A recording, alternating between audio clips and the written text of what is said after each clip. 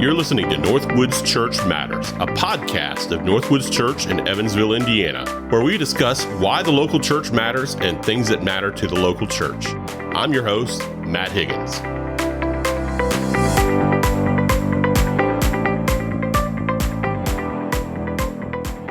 Welcome back to the Northwoods Church Matters podcast. We are back here on our series on technology, and I've got my friends Ivan McDonald. Hey, guys.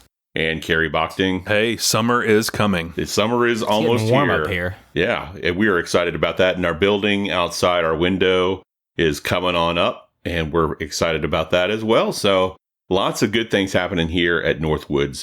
So we're going to continue our series on technology today. We're going to talk about social media. We talked about it a little bit in our initial podcast, but just wanted to dig down a little deeper on that today. So let's take it away.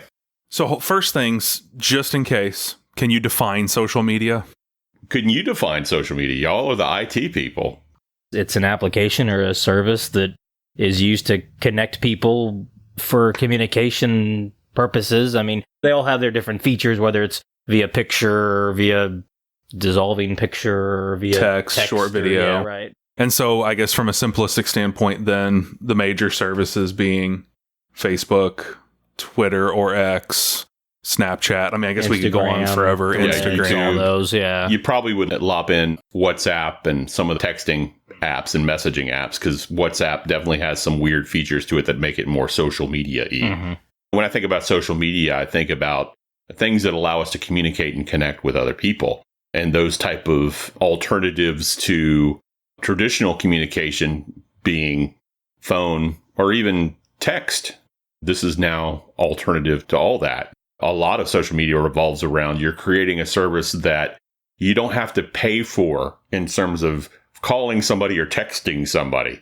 And it's a way of messaging somebody and connecting to somebody outside of that. So how has social media changed Christian life? Well, I think it's important to remember that social media is still a relatively new thing. Like the original social media site was apparently 6 Degrees, which started in 1997. And so if we think about that, I mean, that's not too long ago. It's within 30 years that social media has been around. And so we're still, I think, generationally figuring out what to do with this stuff. And in our lifetimes, we've seen different forms of social media rise and different forms of social media fall, and they have different lifespans. I mean, think about how many new companies have come and gone in the last 20 years. I mean, things like Vine and the rise of Twitter, and then the fall of X, Twitter, and just how things have changed. Instagram used to be its own independent company, and then it got gobbled up by Facebook, which is now Meta. And so there's been a lot of things that have changed in social media world. Some just quick statistics. There are about 5.2 billion users of social media worldwide, which means 64% of the global population has social media or uses social media. Facebook remains the largest social media platform and has 3.15 billion monthly active users. YouTube is second largest with 2.5 billion. Instagram has 2 billion, which is Meta. It's a subsidiary of Facebook. And then TikTok has got over 1 billion users as well. I will say that I qualify as an old person because I get TikTok. I've tried to use TikTok, and I'm not a believer in TikTok. Snapchat either. I don't believe in Snapchat, so it's just impractical to me. If you want to see what's even scarier than the numbers is the speed they reached those numbers. Oh, yeah. Like, I mean, I from day zero to... from 0 subscribers to whatever, 1 million, if that's their milestone, and the speed. I mean, some of those apps got that overnight. It took Facebook maybe 10 years to get there. I mean, it's just crazy how fast new apps can come online, and when they're the craze, people just flock to them immediately. Instagram was probably one of the first ones that rose in popularity extremely quickly like that. I don't know the 100% backstory of that, but basically Facebook was like, they're not doing too much that we're not. We can already post photos. They got this sort of thing where you can easily do like the filters and whatnot. Okay, $2 billion, let's just buy them. And that's mind-blowing to think about. Yeah. I mean, there's a lot of social media sites that have auspicious type of starts, too. I mean, if you've watched The Social Experiment, and then The Social Network, the movie about the founding of Facebook, and then digging into Snapchat. Like, Snapchat was essentially founded as a text messaging app used for sexting. Like, how can we make these messages disappear so nobody can see the content is that we're developing? And so it's been interesting. And I think the most interesting thing right now is the rise of TikTok. And I think the thing that I disconnect with is scrolling through videos for hours and hours and hours of a short time span. Like, maybe this is me as a generation in Gen X, but, I enjoy watching things that are long form, movies or serial TV shows or things like that. But just scrolling through 30-second videos for hours, it's just too much for me. Maybe I'm not part of that generation that needs that content, but everything's going that way. Yeah. I feel that. And even the stuff that I do consume that is short form like that, oftentimes the value just isn't there. It's nothing of importance. It's usually just mundane. It's just to get your views. But 100%, Right. YouTube came out with YouTube Shorts, and they're right on the homepage, and it's like 15 seconds or below. But yeah, I mean, it's all just to keep that dopamine, like, I got to get the next thing, I got to get the next thing, I got to see more. Yeah. Mm-hmm. It's interesting the way that it's going. It's going to a more of a rapid form, rapid succession, requires a lot of attention span, more ADHD type of viewing process. And so generationally, I don't know that I'm there. Yeah. Does social media actually help create true community? Yeah, this is one of the promises of social media, right? Is that social media, it's like the new Coke. We hold hands and sing Kumbaya and spread love around the world. If you watch an ad for Meta on TV, even Snapchat, I mean, these are the type of positive vibes that the companies like to spread out there for the positive use of what's going on. So in some ways, the answer is yes. I mean, you can't deny that, you can create some connection with family and friends. I mean, the world is a lot smaller, that I can make a friend in Nigeria who's not a prince, and I can make connections with my Ecuadorian friends that we've met in different churches down there and keep up with them. We can keep up with missionaries and people that we know around the world. And so it does help us make those connections and make the world a little smaller. It does help us connect to people with the same interests or the same life issues. I mean, I have a corgi, and so, I mean, there's a whole corgi community where people connect with other people who have the same type of dogs. But then we talked about this on a previous podcast. Like, if you have a rare illness, you can connect with people with that same rare illness around the world, and you can meet doctors, and there's all sorts of great connections that you can make. Support for people with various life struggles. I mean, people that are going through grief or depression, it's possible to find some forms of support there. Now, I don't endorse that, but there's no doubt that is the temptation, and part of the allure of that is finding people with similar life problems. But I think ultimately the answer can be no as well. I mean, we've talked about that there's a difference between connection and relationship. And I don't know that social media really helps us to form enduring relationships or relationships as God has intended. Statistically, social media has made us more lonely. In 2023, the Surgeon General issued a report on the U.S., quote, epidemic on loneliness and isolation, which is largely related to social media. So the more people use social media, the lonelier they are.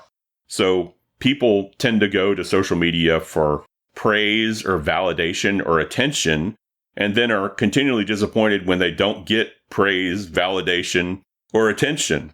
And so it's kind of this fear of man issue, but people think that this is a world where people will give you likes and hearts, and that's your validation, and that's what you want. And it never meets the expectation and the reality of what you think it's going to be. Yeah. And let's say you just take an absolute awesome picture or video, you post it, those likes start rolling in. It sort of feels good, right? But what actual value does that provide? None. Little to none, right? Little to none. Unless you're to a point where you're monetizing it. Yeah. I mean, I had a associate pastor in one of my churches that his family went viral because there was that game that came out, this board game that came out, and you have this device in your mouth, and you're supposed to hold your mouth open and say a certain word, and then the other people have to guess what it is. Well, the grandma was there at Thanksgiving dinner, and she did the thing, and her dentures fall out during the middle of the game. And it's really funny, but does that have any really lasting value? No. I mean, I'm sure somebody's laughing at that somewhere. But, in 20 years, nobody will remember Keyboard Cat, RIP. Nobody will remember any of those internet memes or things like that. Who remembers the Gingers Have Souls kid? I mean, You lost me on that one. you don't remember the Gingers Have Souls kid? No, but I remember Tommy Bit My Finger. Oh, yeah, Tommy Bit My Finger. Yeah, it's one of the... Charlie. Charlie Bit My Finger. Yeah, it's one of the most viewed YouTube videos of all time. Yeah. All right, so I'm going to throw a random question out there. How many groups in Facebook are you a part of, Gary? Very long answer, but my Facebook is near bare minimum. Okay. I follow things related to the school, things related to the church, and then I'm in a group for the care of African dwarf frogs. We have a couple little aquatic frogs. Hey, don't hate it. I know you're in some corgi groups. Can I get an invite? I'd like to I can. follow up on that. Yeah. Please send your entire group an invitation. I'm joining now. But I mean, to your point, right? For those little subsects of knowledge, it's great. There's experts on there. The water turns a funky color. You tell them this, you've got your remedy in 10 minutes. That's not what I thought. Because, I mean, my problem is I've got so many groups. Yeah. Like, I don't think I've checked half of it. I mean, I don't think I've checked any of these like the last year, but I probably am easily in 400 to 500 groups.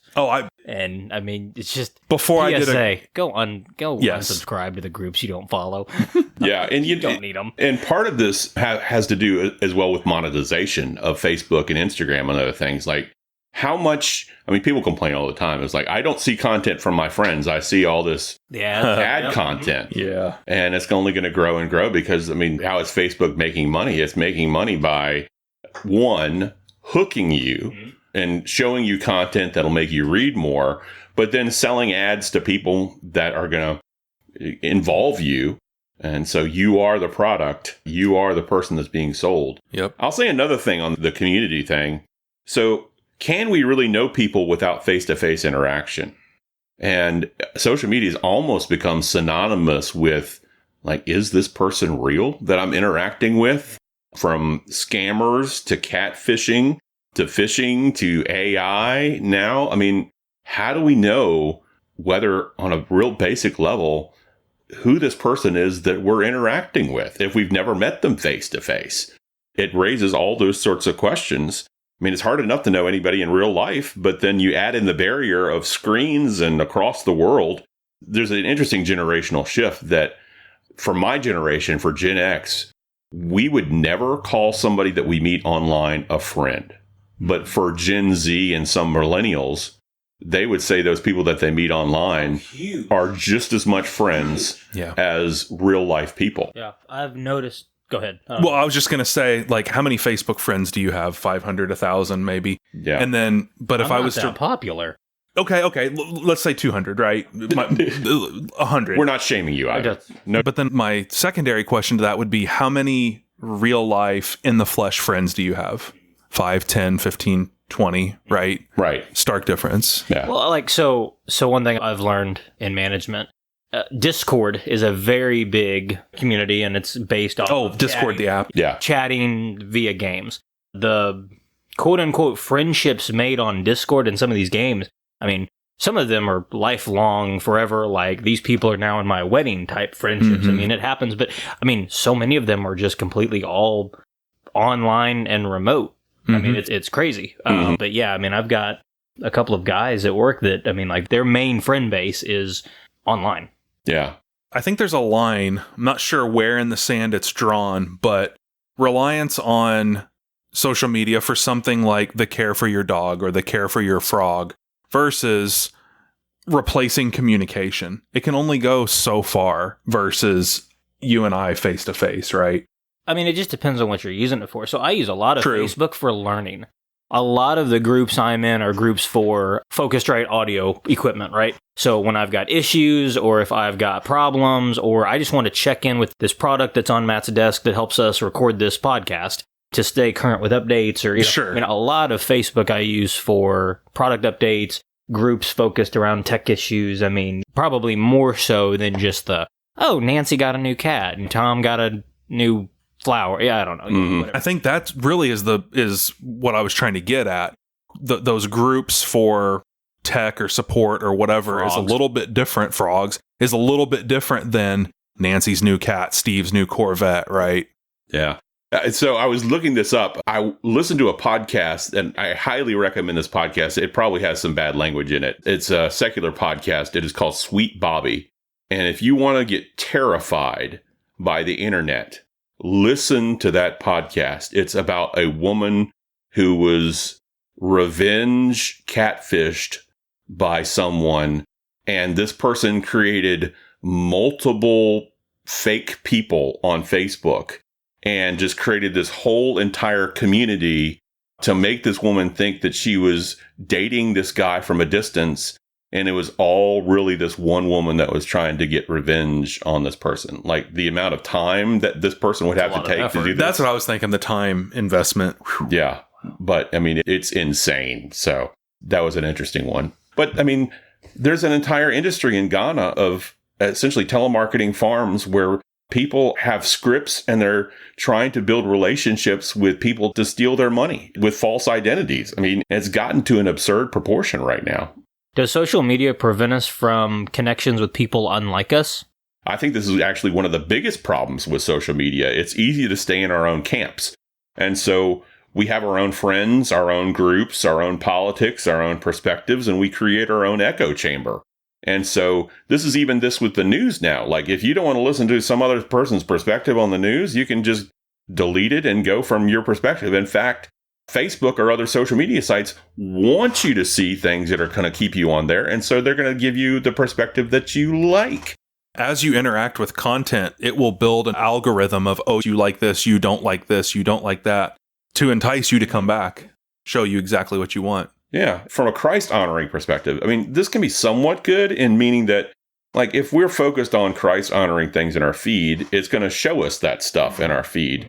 But from a evangelistic connect with the rest of the world perspective, like, are we really interacting with people who are unlike us and building relationships in our society now? It's very easy for us as Christians to, with social media, dig so deep into the Christian bubble that we don't interact with anybody else or any other perspective or are able to share our faith with anybody.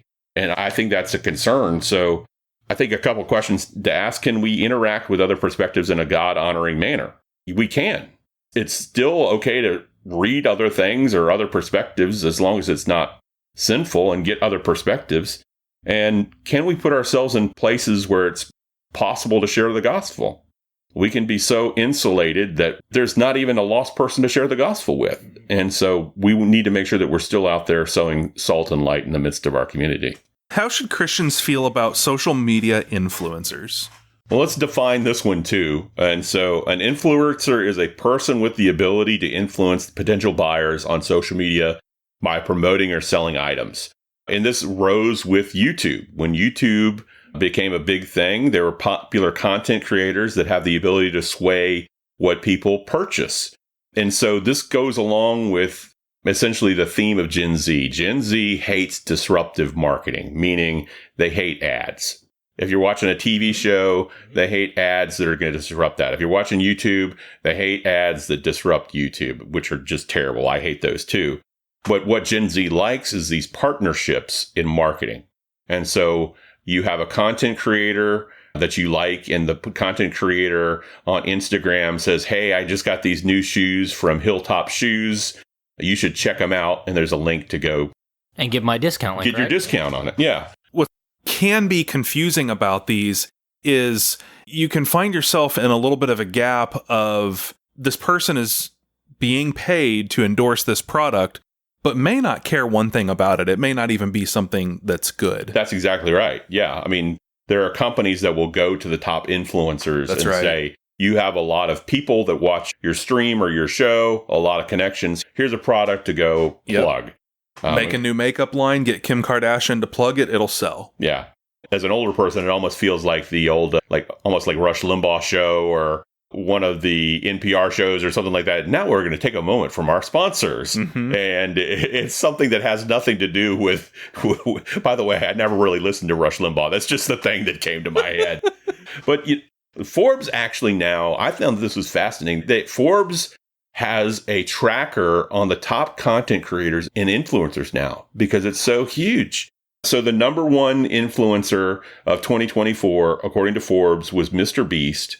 Earnings of $85 million and total followers of 503 million. It's harder for me as Gen X to grasp because like there was almost this running thread of it in my generation. Like you can post stuff on YouTube, but you'll never make money. Oh, right. And that was the way it was for a long time. That was before monetization or ads or anything else. And now there's Gen Z kids like, what do they want to do as a job? Well, they want to be an influencer. Yeah. And I think the thing to drill into people's heads, most people that want to be influencers fail. Mm-hmm. Because they don't understand that they're really not that.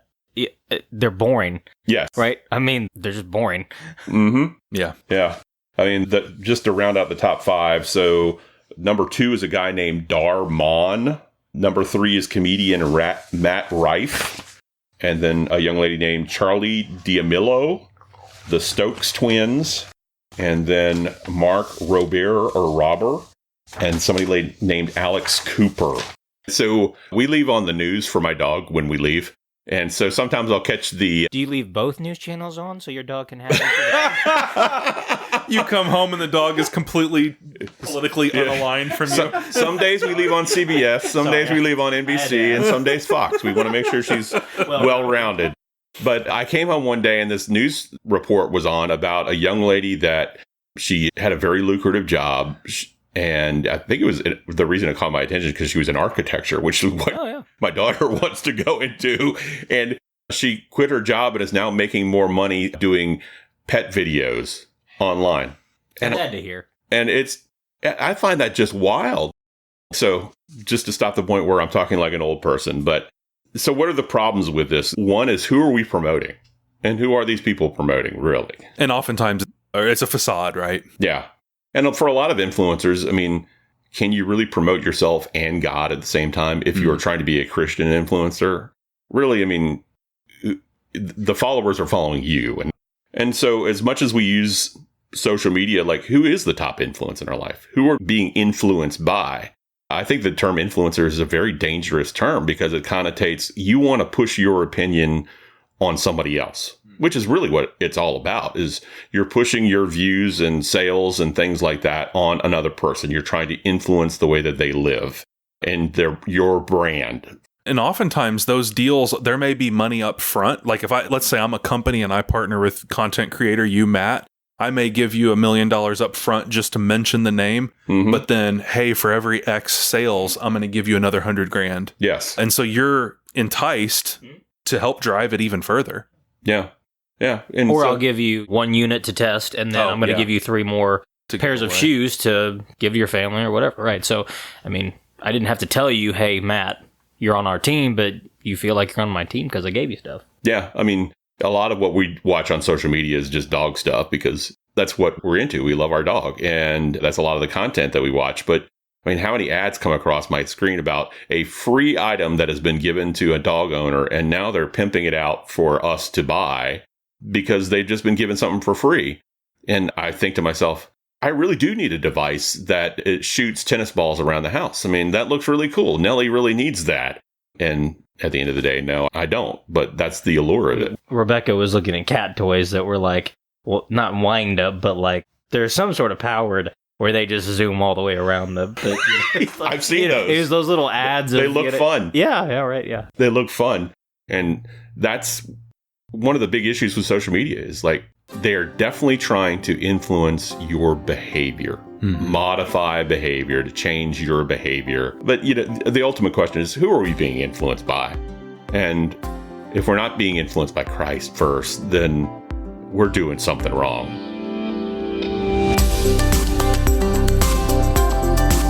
Thanks for tuning in to the Northwoods Church Matters podcast. If you'd like to find out more about Northwoods Church, you can visit us at our website, www.northwoodschurch.org. Again, that's www.northwoodschurch.org.